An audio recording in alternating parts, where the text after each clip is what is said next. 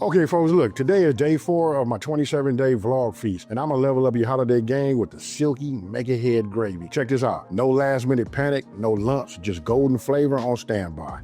Let's get it. Okay, so look, let's go over these ingredients right here, because I got a couple of things that's key, right? So you guys know, I even wrote an article about it, about how we're gonna start saving our bacon fat that, that I rendered off of making bacon. I just save it. This is gonna be the base for just about everything that we do for the holiday. We can always use butter, or we can use like an extra virgin olive oil or something like that. I just did a video about, brining the chicken. Then when I brined it, then I made a stock and all of that, right? So when you look right here, this is store-bought. You can see the difference between store-bought and look at this right here. This right here is homemade. I really don't need to say nothing, because when you look at this clear and you look at that there, you know this one right here is fire. So I'm gonna make gravy 2 different ways, but I'm gonna have everybody covered. Here we got flour, we got butter, because I'm gonna make one with butter without this just to get it going, and then I got my seasoning. So if I did it like this, because this is homemade, this is store-bought, so I would probably put this here. Put this in the middle, and if I'm gonna do that, I'd put that over there, and we do it like this. And with that being said, this full ingredient list will be on my website, smokingandgrillin.ab.com, and that's WITAB.com. Let's get it. Let me lift this up before it get warm. Right now, I got myself like a little, I'm gonna call this like a little medium flame, right? This is cast iron, so I wanna go ahead and get some heat in this, right? Don't forget, it starts down here in the bottom, and then it's got the spread. One of the things why we use cast iron is because it holds heat, right? So we wanna allow it to go ahead and warm up. I could have taken this and put it in the oven to get the whole thing done, in one shot. Right now, I'm doing it this way. We'll do it like that. This is my bacon grease. This is what we're getting ready to start with. We're gonna start with this and the homemade, right? Now I'm gonna go in here and get myself, this is a couple of tablespoons, right? Of bacon fat. I like to have it just a little bit more. This right here, we starting off building some flavor, right? Now, once this, warms up, you'll see it because it completely melts. Now, the key thing is when you're making gravy is really about, keeping the motion going. All right, now everything is already melted. What I'm doing is I'm coming in here with a tablespoon, so I'm gonna just sprinkle a little bit of this in here, a little bit at a time. That's the way I work, folks, especially for my new people.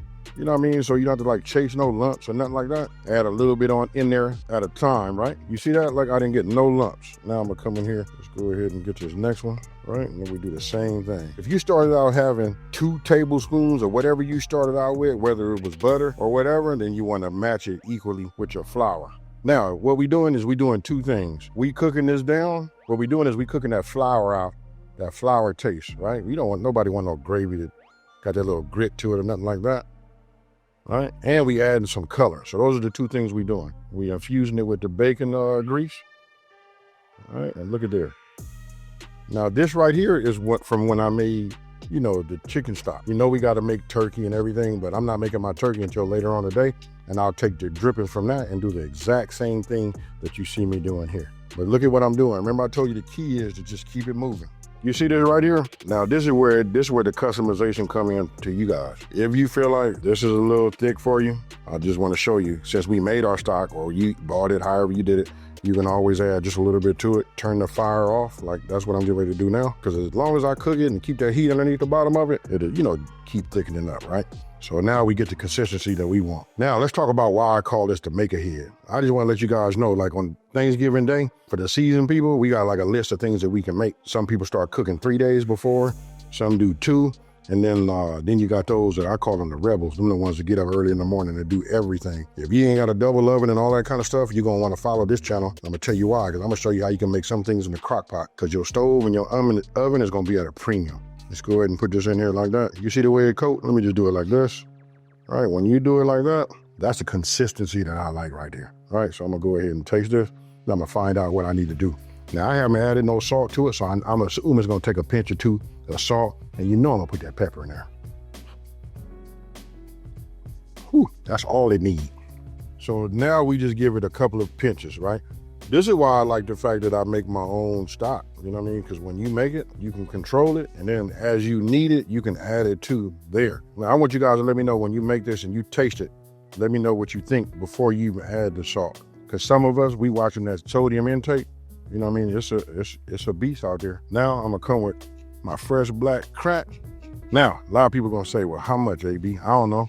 Just turn, twist, break, hammer, however you gotta do it. I like to see the specks in there. That lets me know something has been done. And don't forget, when the heat gets to it, it takes on a whole different flavor. Now it's time for me to get my little testers. Whew.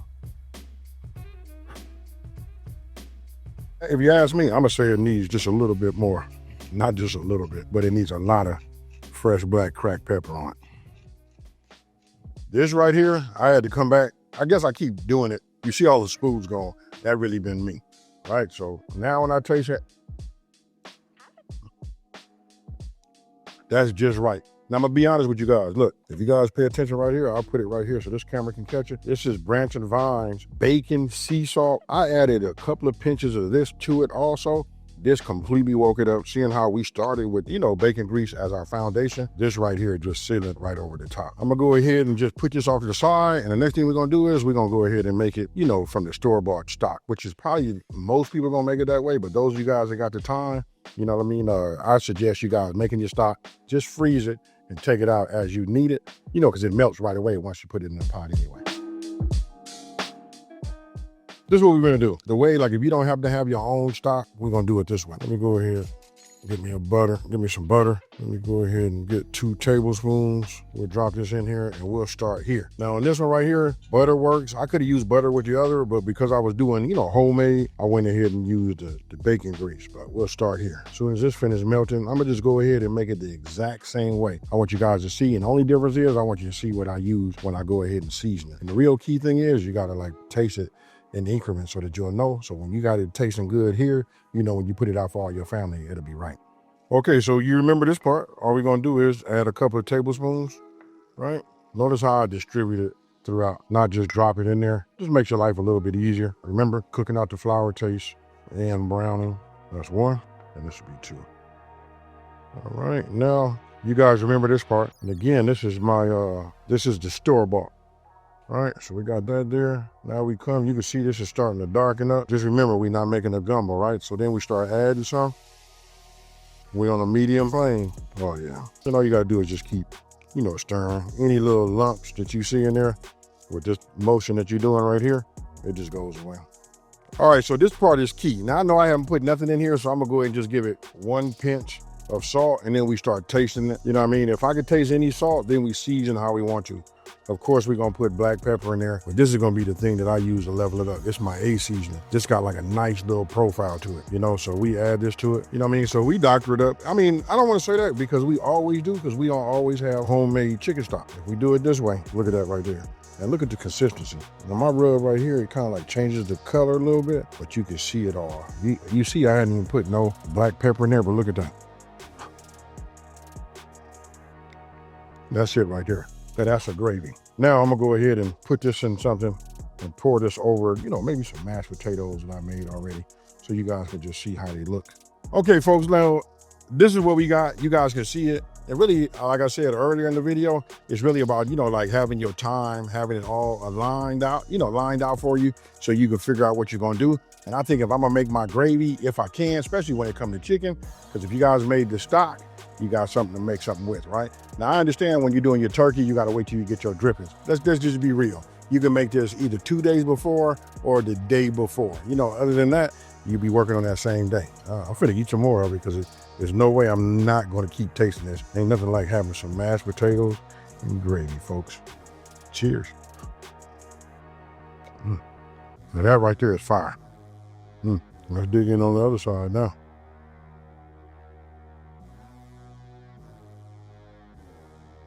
Either way, you can't go wrong. Even if you go store-bought, the way we would make it normally, after we doctored up and put our seasonings in there, that right there is fire. And then if you guys did have, have the luxury to make your own, folks. Hold on now. I don't know about y'all, but you got to think about it this way. You know that I'm posting for 27 days straight, right? Right now we at day number 4. So we 4 videos in, and now we getting ready to get into the real meat and potatoes of Thanksgiving. By the time Thanksgiving get here, I'll be so full from tasting everything. Boy, do I have the best job on the planet. Now, with that being said, you guys talk to me down in the comment section below and tell me what's the go-to time for you guys to start prepping for Thanksgiving. Is it 3 days before, 2 days before, 1 day before, or on Thanksgiving Day? With that being said, let me just say this. If you're new to my channel, let me take this time to say thank you for watching this video. Don't forget to like, smash that subscribe button, and tell everybody out there there's a channel out here that's simplifying these recipes and taking the mystery out of cooking. I got cranberry sauce and dressing on my mind, folks. I'm out. Peace.